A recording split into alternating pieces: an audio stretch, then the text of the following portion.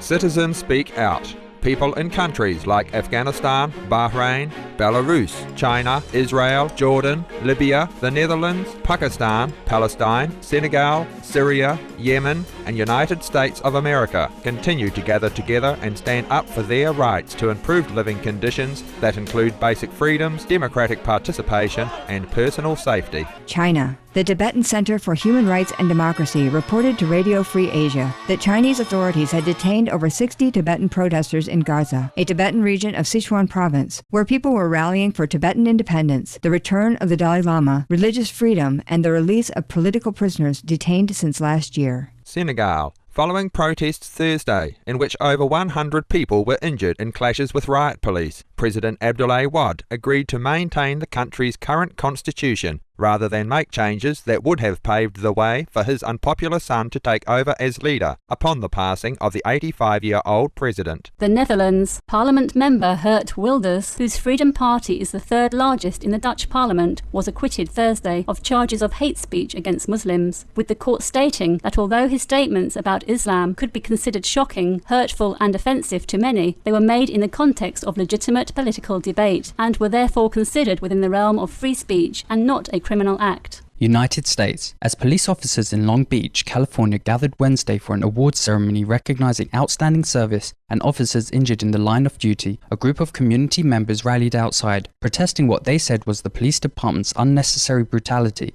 including 2 recent shooting deaths of unarmed persons. Pakistan and Afghanistan. After a series of cross-border incidents where innocent lives have been lost as both Pakistan and Afghanistan try to protect their borders from unlawful armed groups, the Afghan Ministry of Foreign Affairs asked Pakistan Friday to immediately halt her cross-border attacks, with 4 children who died the previous day as the most recent casualties. The ministry stated also that such incidents could impede the 2 countries' efforts to improve trust and cooperation. Jordan. Tuesday's resignation of Jordanian Communication Minister Tahir Adwan in protest of draft bills that he said would hinder government reform and freedom of expression sparked rallies Thursday in cities across the country. Protesters demanded the resignation of Prime Minister Maruf Barkat and his cabinet as they called for the government to move forward on political and economic reforms, including elected officials and an independent judicial system. Palestine and Israel. Israeli troops on Friday fired tear gas, chemical water, and rubber-coated steel bullets at around 500 Palestinians gathered in Berlin to protest the 720-kilometer security wall built by Israelis on Palestinian land, which was deemed illegal in 2004 by the World Court in The Hague, the Netherlands, because it encroaches on ancestral farmlands. Palestinian Authority President Mahmoud Abbas affirmed Friday that in spite of disagreements with the Hamas party over leadership, the 2 sides remain committed to resolving their differences for the unity of the nation and the goal of a transitional government. Meanwhile, Richard Falk, UN Special Rapporteur on the occupied Palestinian territories, spoke out strongly against the long-standing Israeli blockade of Gaza, saying it denies all dignity of life as he called for its immediate lifting and restored freedom of movement. Bahrain.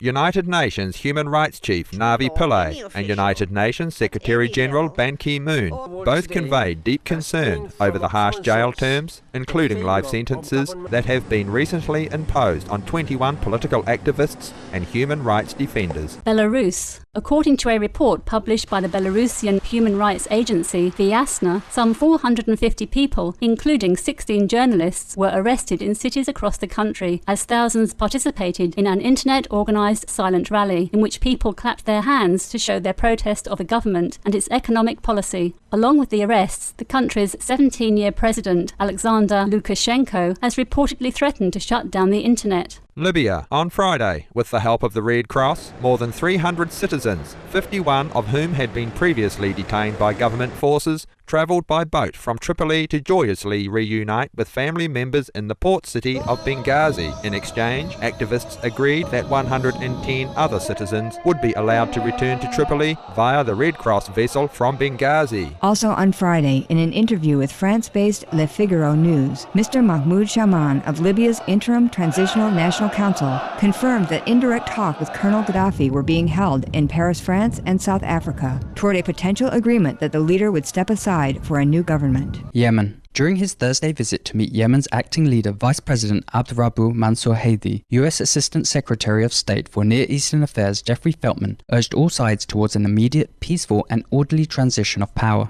According to Al Jazeera, on Friday in the capital Sana'a, rallies were held by both those supportive of and against President Ali Abdullah Saleh, with the thousands who were protesting against the government joined by activists in 16 other towns and cities across Yemen. Syria. As peaceful pro-democracy protests continued Friday, activists reported that security forces opened fire, killing at least 15 people in Damascus and Homs. Activists also said that ahead of the planned protests, internet and mobile telephone networks were blocked Friday in several parts of Damascus. Meanwhile, on Thursday, US Secretary of State Hillary Clinton expressed grave concern about the risk of escalating conflict in the Middle East as Syrian forces' aggressive actions on the border village of Kirbet al-Joz near Turkey caused an already unstable refugee situation in the region to worsen. In a summit Friday, European Union leaders adopted a draft declaration questioning in the strongest possible terms the legitimacy of the Syrian government due to its violent repression of its own citizens. Meanwhile, Iranian Revolutionary Guard commanders were among those included in additional sanctions imposed by the European Union against Syria